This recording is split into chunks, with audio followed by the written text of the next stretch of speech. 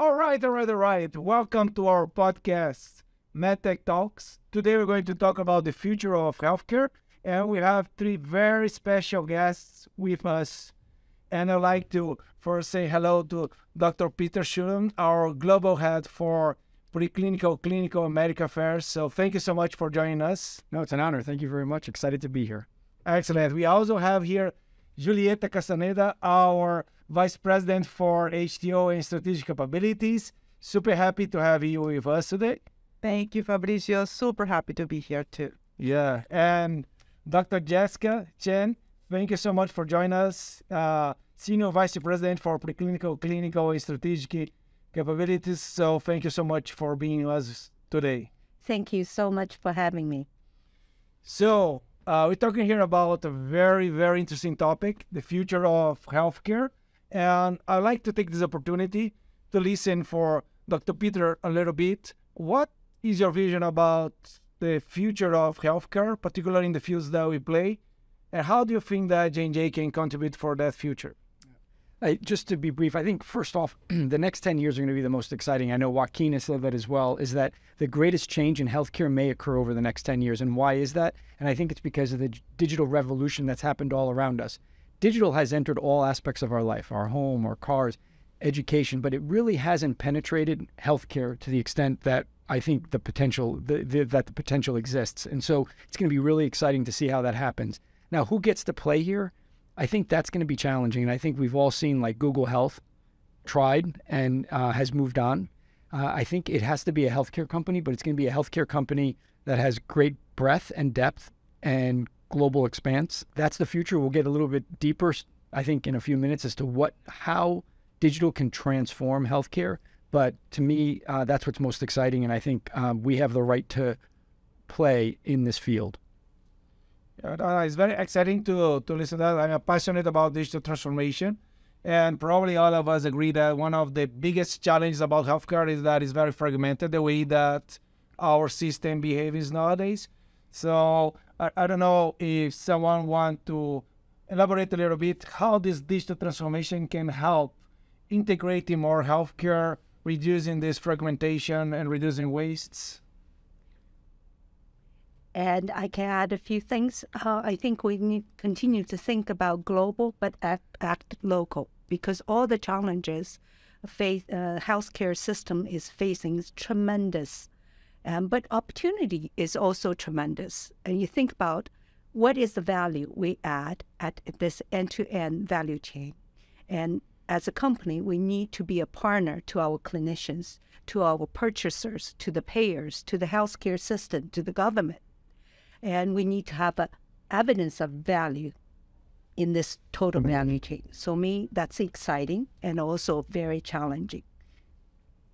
So I think, digital transformation is going to play a tremendous role in healthcare.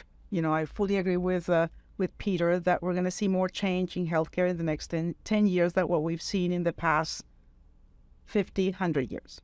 So the pace of innovation and the pace of change is going to accelerate dramatically. And it's going to help, of course, it's going to help hospital systems, it's going to help the entire ecosystem to be more efficient, more effective, better outcomes for patients, better experience for the patients. You mentioned that the system is very fragmented, right? So how can we use technology to really help the patient navigate the system and therefore be able to diagnose and treat earlier and therefore produce better outcomes? So I think there are many applications to digital applications in healthcare, and we're just starting to see some of the things that will be done in the next few years. So it's very exciting. Yeah, Fabrizio, I'm just going to add two things. Thinking about it now and what you're asking, how it can impact. And I think when you talk about fragmentation, I think, and the cost of healthcare. So one is the inefficiencies. It's very transactional. I mean, even the electronic patient record is getting better, but when you think about it, there's still connectivity. When a patient moves, their data doesn't necessarily move with them. So there's an inefficiency in the system. So intelligent automation, things of that nature will help. And then the other is it's medical errors. Medical errors are a huge cost. And I think it's because we're not taking advantage of technology to help create a safety net to a certain extent, to provide feedbacks or insights back to the healthcare provider. And I use this as an example, and I used it earlier today. If you think about the airline industry, pilots are humans and highly variable. Yet, every day, thousands of planes around the world take off, fly, and land without a mistake. And we all hear of, near misses, so to speak, but it really is extremely rare. And the pilot is in a cockpit surrounded by technology that is enhancing their skill and augmenting their judgment. We need to apply the same applications of technology in the operating room. We have to create that surgical cockpit. And it's not just within the operating room. I mean, even if you think about the misdiagnosis in radiology, and, if we can, and we have these technologies now where we overlay some type of AI or machine learning that's reviewing images so that it actually, if nothing else, it just alerts the physician that there may be an abnormality. That alone will decrease error rates and save millions of dollars. So it's just embracing this technology and adopting the technology. We're a little slow, a little conservative in healthcare. I think that's what's probably prevented us. And we didn't have some of the technologies that we now have. I think J&J is sitting at a prime time in which, we are already in the operating room. We have devices. These devices are now becoming connected, so we can generate that data. We can aggregate that data and start to process that data. Data alone is not going to give us the answer. It's actually transforming that data into knowledge. And I have to be honest, we have to be honest with ourselves, extremely difficult, because number one, what is the data that we need? So that's the first question. And then once we have that data, what's the algorithm or insight that we're going to gain from that data, which will impact the outcome and is most meaningful to the surgeon? So, the vision is great, but I would also say the hurdle or the wall that we have to climb over is also great. So we have a lot of work to do, but we never before in medicine we've had the connectivity and the data generation that we have today. And I think 2 points that you mentioned that are very interesting. The first of all is that extremely difficult to realize this vision. So we have the big techs trying, all the big medical devices companies going in that direction as well. So you have to recognize it's very necessary, but it's very difficult. Particularly in an environment that we are very conservative because you're dealing with lives. You should be conservative, but obviously cannot be paralyzed by that risk. That said, at the same token, when you look at J&J, we are at the war with hospitals, with the surgeons, the physicians partnering all the times, and they look at us and believe that we are the ones who can really make this huge challenge to be overcome, and this vision you just described it to become a reality. What do you think? Do you think that is the direction that we are become the partners of the hospitals in the digital transformation they need to make on their ORs? And how much time does it going to take, and how is the approach to make that happen? If you look at the history of J&J, we have been innovative throughout the history. However, I think this time is not an incremental change. If you look at past 3 years with COVID, you see the trajectory of the technology is very different from past 20 years. So I think people are much more open. Companies like us, if not us, who else can do this job? We're deeply rooted in healthcare. And we have the technology. We can partner with other companies with technology. But I think that requires a different mindset from every level of the company and different way of doing things, much more agile in terms of product development, but needs to be rooted with a need-driven innovation rather than technology push. It has to be solving a problem for somebody on this total value chain. And I think we're fortunate because we actually have some success in Johnson & Johnson. And I'm going to point to Biosense Webster.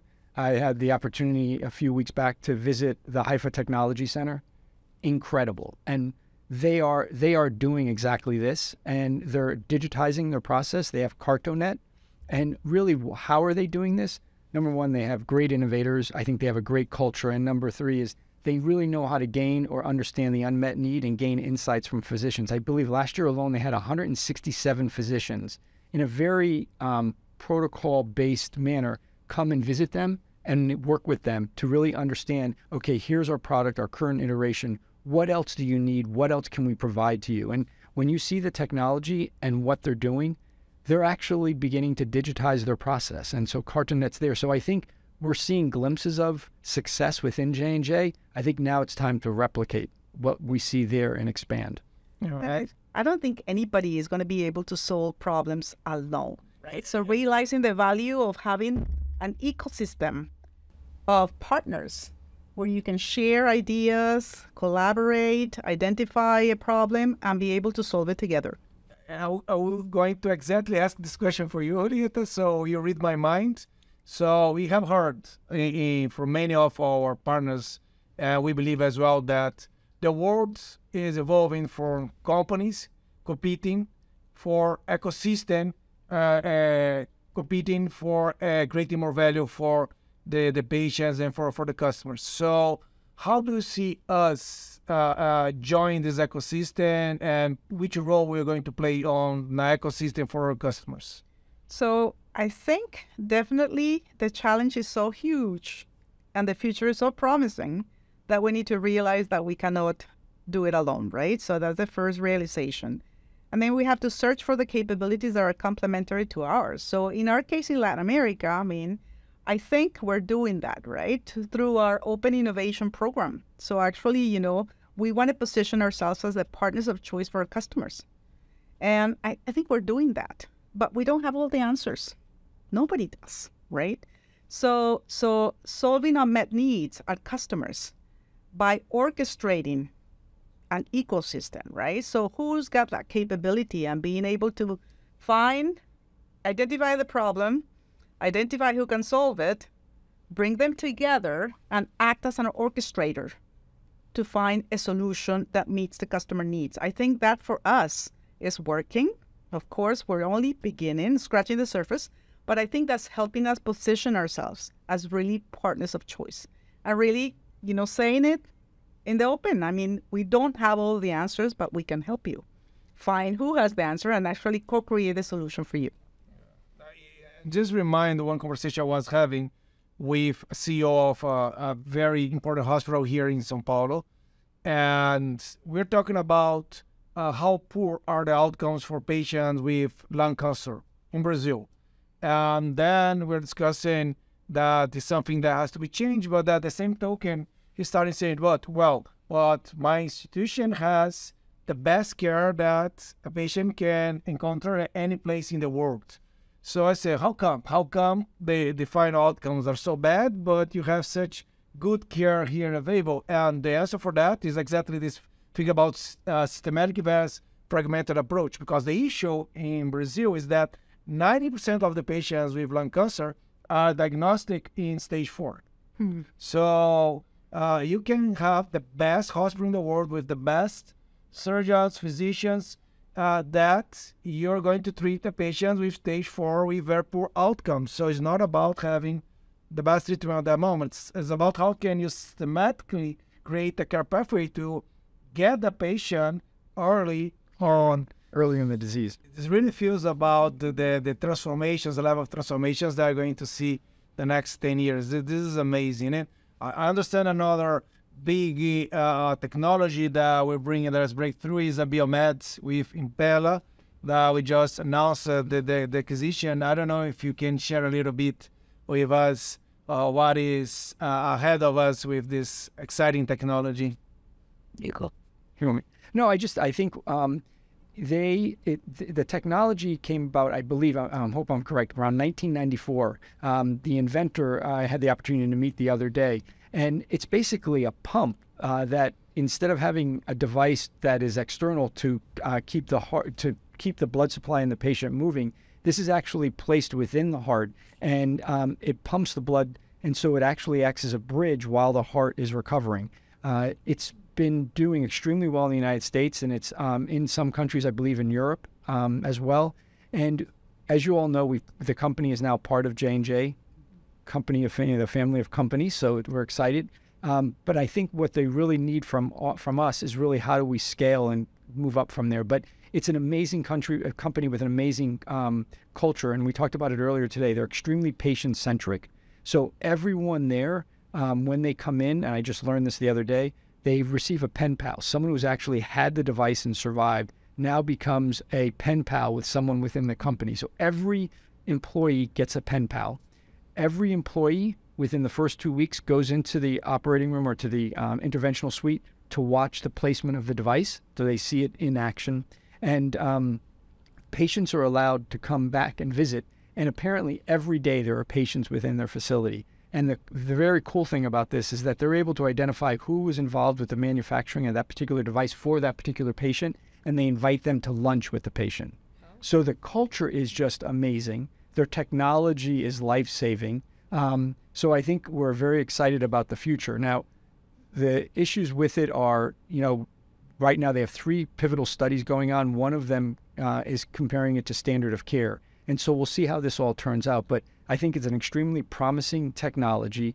It's life-saving, it's innovative, and the company's incredibly patient-centric. So I think we're very fortunate to have them with us, and we look forward to what the next few years will have for us, will show for us. But I'm really excited about the studies that they're doing currently. No, excellent. So just to, not at the risk of repeat what Dr. Schulen has said, it's a clearly defined medical needs and marvelous technology, and the company is very committed to generate the body of evidence for patients, for clinicians, for payers, for government, other government agency. So it really is a perfect story, and I'm so excited they're a part of the company.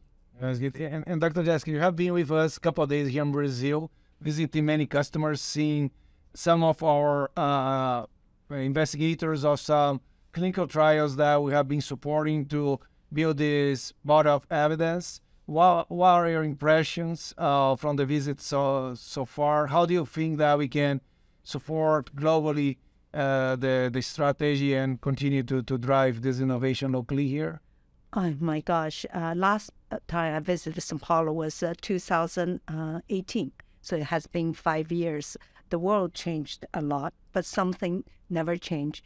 It's how warm the people here are and how exceptional the clinicians and institutions. Yesterday alone, I visited 3 different types of institutions: public hospital, boutique clinical setting, and something in between, labs. And I think it's a hub of innovation. I think the clinicians could really contribute to our innovation agenda and evidence generation agenda. And I have nothing but admiration for the team here and for the clinician and largely the community here. And we have to do everything we can to support the diverse needs, and which is very challenging. Oh, we're super happy to hear that, and super proud as well to be contributing to the global vision for J&J.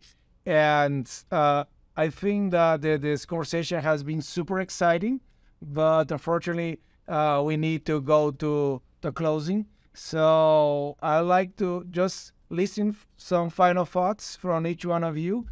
So Dr. Schulen, can I start with you? Sure. So my final thought for everyone is that we should all have a common mission. We should know why we're here. We know Biosense Webster knows that they're trying to help cure arrhythmias. Abiomed wants to bridge the recovery of the heart after infarct. And I think for us as a medical device company, if our focus was to decrease surgical outcomes or the variability in surgical outcomes, that would be a great mission. To do that, we have to focus on skill and judgment and develop tools and devices that enable surgeons to perform surgery in a more consistent manner. And we need to do that by providing them tools that augment their judgment and enhance their skill. And if we do that, and it will not be easy, but with this digital revolution, I think this is the opportunity that we have now to be able to make a mark here versus 10 years ago. And it's not just a particular device. It's actually all of our franchises working together. So in MedTech, Vision, DPS, Ethicon, CSS, all of us need to generate data and aggregate data. So we have a common mission now to be connected. So that's the message I would like to leave with everyone. And Dr. Jessica? The final message, I think the future is extremely bright. I truly believe the spirit of mankind. However, it's not guaranteed. J&J and MedTech are in a unique position to make a difference, but we must act differently and think differently and be open to new ideas and be open to collaborate with others. So I think, in our region in Latin America, I think we started a journey a couple of years ago. Actually, it was Fabrício who started the journey, who kicked off the journey, right, for digital transformation and open innovation. I think that has helped us and will continue to help us strengthen our partnership with customers and differentiate ourselves relative to competitors. So I think the mindset that we're embedding into our Latin American organization is very powerful. It's shown that it's powerful, and we're only getting started. So I think this mindset of innovation, of anything is possible, of partnership and collaboration with others, of solving problems, of breaking internal silos, of being agile, of experimentation, I think that is going to serve us well. It's serving us well already and will only help us even more in the future. So I'm super excited about the future as well. But I think, I wish we could export our journey to the rest of J&J worldwide, because I think it's been very powerful. So the mindset, because I think the mindset is absolutely critical. Excellent. Fabrício, before I want to just say one thing, because I think it's important. I want to first thank you for hosting us, Jessica and I. Great to be here. And I will tell you, and I think everyone needs to know, and I think it's to your point, when you visit regions and you do a deep dive and you learn about the people and the culture, there's so much to learn and so many insights are gained. And what I learned, you have a fantastic team. And what I learned from your team today, that there's a lot of learnings here that we should take back and use globally. And I think the only way to do that is to actually visit and do deep dives. And so I want to thank you for that. I think you should be very proud of the team that you have here, the work that you've done. And I think, again, along the lines of your digital transformation, I'm very impressed. And I think there's lessons that we can all learn from you. So thank you again. Thank you. So super happy and proud to listen. And thank you guys for coming here.